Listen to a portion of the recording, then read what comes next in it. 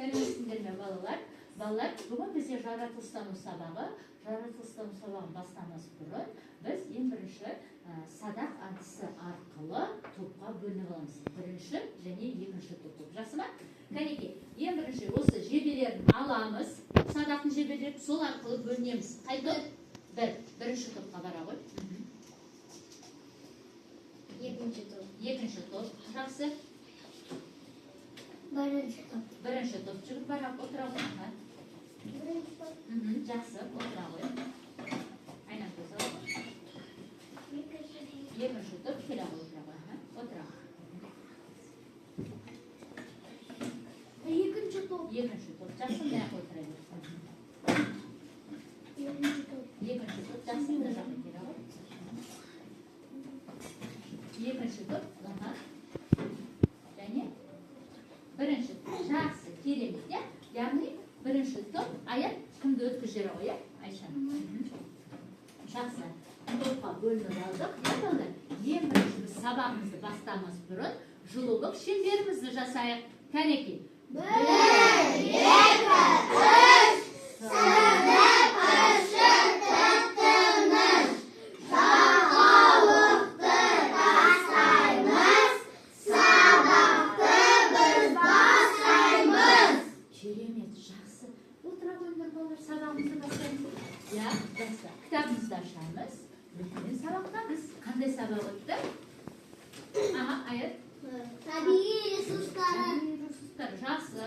Я балалар, сабақты бастамас бұрын мен сендерге күнделікті бүгінгі біздің бағалау шкаласы күнделікті қолданып жүргеніміз. Я балалар, міне 1-ден 10-ға дейінгі бағалау.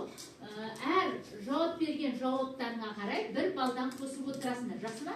Және де сабақтың соңында сабақ неге бағалау. Яғни сабақ маған ұнады, керемет, жас 30-пен, сары түс және қызыл түспен берілген. Осы арқылы біз сабақты қорытындылаймыз, бағалаймыз. Жақсы. Ал енді үй жұмысына мен сендерден бүгін ерекше әдіс арқылы сұрағым келді. Ол жұмыртқа әдісі. Жұмыртқа әдісі.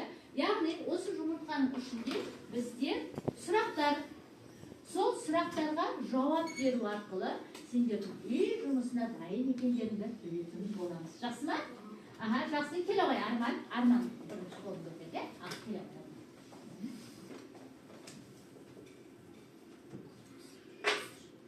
Былай қарай ғой. Не? Сұйық. Яғни бізде табиғи ресурстар 3 түрге бөлінді.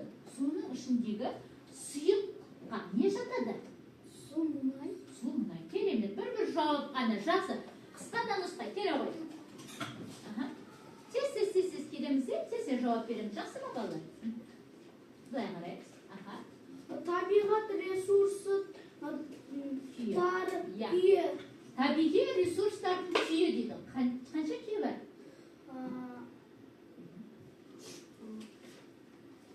Айта ғой, қандай? Газ, сұйық, қатты. Яғни қанша түрі бар екен? 3 түрі бар. Жақсы, Арман, енді бір балдан қосамыз. Келе ғой. Али. Қазір Али айтады. Барлығынан сұрайын балалар сабағында. Жақсы. Пайдалы қазбаның шоғыры. Яғни пайдалы қазбалардың шоғыры қай жерде қалай болады? Кен орындары. Кен орындары. Жақсы, керемет. Жақсы, келе ғой, Ая. Бір бал қоса ғой.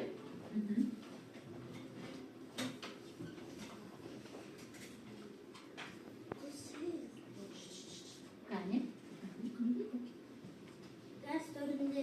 Газ түрі. Қандай болады газдың түрі? Ауа, табиғи газ.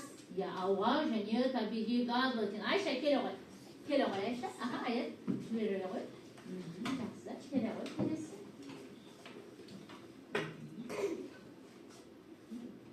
Табиғи ресурс дейді. Қандай табиғи ресурс дейді?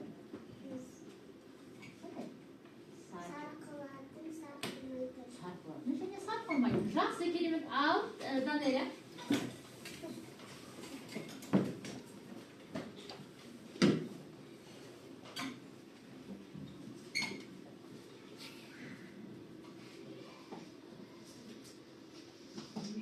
Жер астынан алынатын табиғи ресурстар. Яғни жер астынан.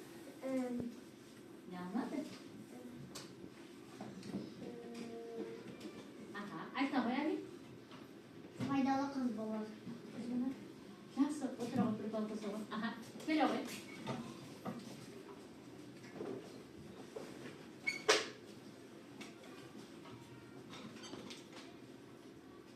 Газ түрінде. Я табиғи ресурстардың газ түрінде деген тағы бір сұрақ кетті. Қандай түрде болады? Газ. Ауа табиғи газ. Ауа және табиғи газ. Жақсы, айнан көз келе ғой. Арманын көшере ғой.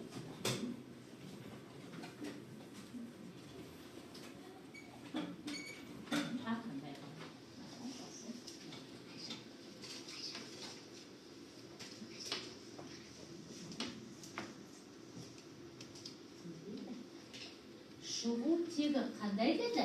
Шығу тегі қалай еді?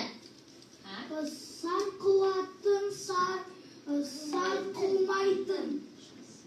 Бірақ бірінші айнам көзден сұрау керек еді. Жақсы, Ернұр өзіңе бір бал болса, отыра қоймайды.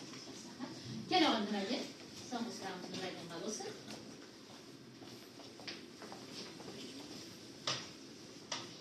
Балалар, тынышталамыз, жинақталамыз. Балалар, жинақталамыз, тыңдап отырамыз. Көмектесеміз достарымызға. Қорына қарай қалай бөлінеді? Қорына қалай бөлінеді екен? Қалай бөлінеді? Алтан нелер жоқ деген? Қазір қорына қалай? Қандай?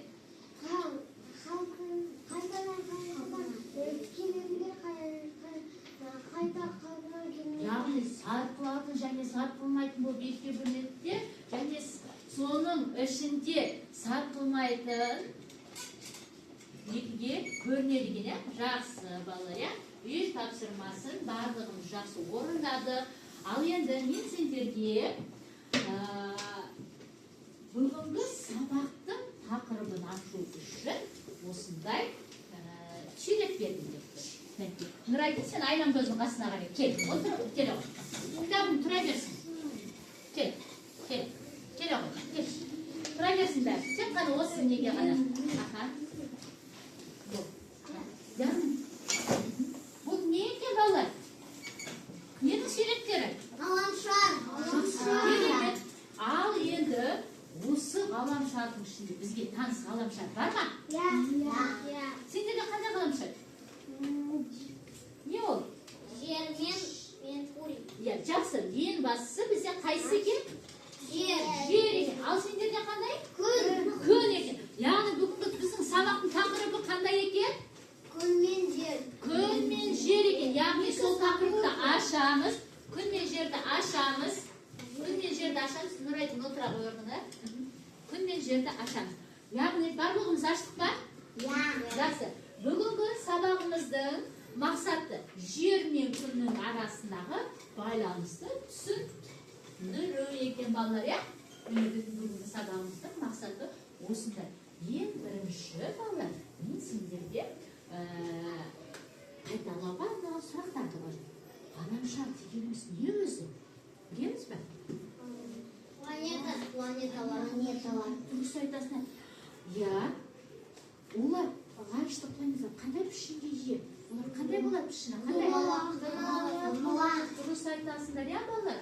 Ал қазір бізге ең бірінші видеоға қарайық балалар. Қазір мен сетті өшіре сайып жарықты, иә балалар? Мынаған қарап жіберейік балалар. Жер күн жүйесіндегі үшінші ғаламшар. Біз өмір сүріп жатқан планета. Бұл термин сонымен қатар жер бетін, территорияны және топырақты білдіруі мүмкін. Жер тіршілік бар жалғыз аспан денесі, оның бетінің 71. Су, қалғаны құрлық, атмосферасы тіршілікке қажетті газдардан тұрады және төл. 5 миллиард жылдан астам уақыт бұрын қалыптасқан. Яғни балалар, бұл не туралы екен? Жер екен, яғни жер туралы. Ал енді келесі видеомызда Күн бұл біздің күн жүйесінің орталығында орналасқан, жерге ең жақын, қызыл плазмадан тұратын жұлдыз. Ол энергия мен жарық көзі болып табылады. Сутегі мен гелийден тұрады. Айналасынан жарық шашып, жердегі тіршілікке мүмкіндік береді. ол өте үлкен қатты емес. Өзінің атмосферасымен магниттік өрісі бар. Ядросының температурасы шамамен 15 миллион градус. Дұрыс. Яғни бұл бізде не туралы айттық балалар біз? Күн және жер жер туралы айттық, иә? Жақсы, өте керемет. Күн және жер туралы айттық. Ал енді балалар, кітабымызде бізде сурет тұр. Қараңызшы, бірінші суретте ненің суретін көріп тұрсыздар? Күн, ай және жер. Өте керемет. Жақсы. Ал енді қайда? Мына ғарыштық нысандар туралы білесіңдер ме деді? Ал осы күн, жер туралы білеміз бе? Яғни қазір айтып кеткенде бізде күн үлкен не деді? Үлкен ғаламшардың бірі бізде күн екен, иә? Ал жер болса, сол күнге қалай орналасқан? Жақын орналасқан екен, иә балалар бізде? Жақын орналасқан, дұрыс айтасыңдар. Балалар, қара, бізге жарық пен жылуды неден аламыз? Күн. Жақсы. Ал бізге тіршілік ететін жер. Жақсы. Бір балдан көріп шығамыз, кәнекей жауап берген адамдар. Бір балдан көріп шығамыз. Жақсы балалар, иә? Ал енді балалар, қараймыз. Тағы бір видеоға қараймыз.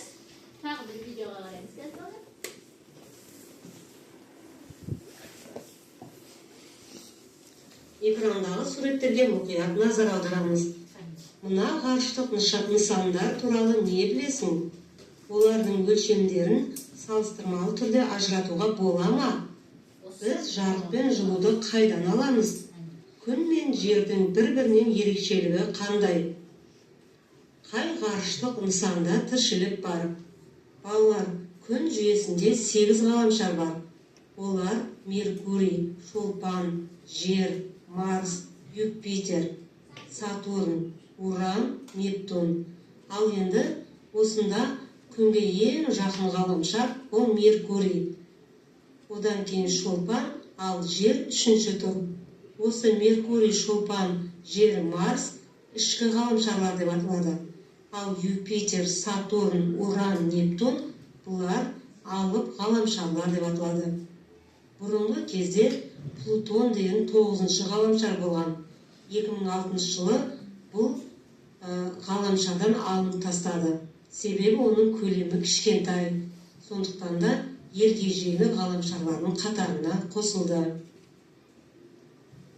Балалар, сендер экраннан күнді көріп тұрсыңдар және жер мен айды көріп тұрсыңдар. Жер күн жүйесіндегі ғаламшарлардың бірі. Ол басқа ғаламшарлар сияқты күнді айналып қозғалады. Жердің күнді толық бір рет айналуына 1 жыл уақыт кетеді. Ал өз өсінен толық бір рет айналуын тәулік деп атайды. Күн жерге ең жақын жұлдыз. Ол біздің ғаламшарымыздағы тіршілік көзі. Оның энергиясы болмаса, жерде тіршілік болуы мүмкін емес. Ғалымдар обсерваторияда күнге телескоптың көмегімен бақылаулар жүргізеді. Сендер экраннан обсерваторияны көріп тұрсыңдар. Есіңе сақта, обсерватория аспан денелеріне зерттеу жүргізетін ғылыми мекеме. Яғни балалар, бағанағы суретте көрсетілгенде бізде күн бірінші болып тұрса, ал жер қаншасыншы ғаламшар болып тұр екен? Үшінші ғаламшар болып тұр екен, иә? Ал балалар, бізде бағана көрсетілгенде обсерватория деп аталды, иә? Обсерватория деп аталды ғой, балалар, иә? Ол яғни бізде нені зерттейді екен? Ғарыш денелерін. Яғни осы обсерваторияда үлкен, міне бізде көрсетіліп тұрғандай, осындай ғимараты бар. Осының ішінде үлкен телескоп бар.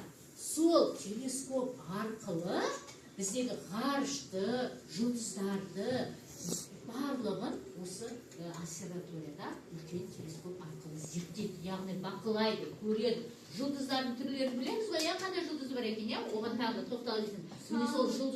Сол жұлдыздардың барлығын осы обсерваторияда үлкен телескоп арқылы тексеріс, зерттеу жұмыстары жүргізіледі екен. Бағана бізде айтып кеткенде балалар, күн жерді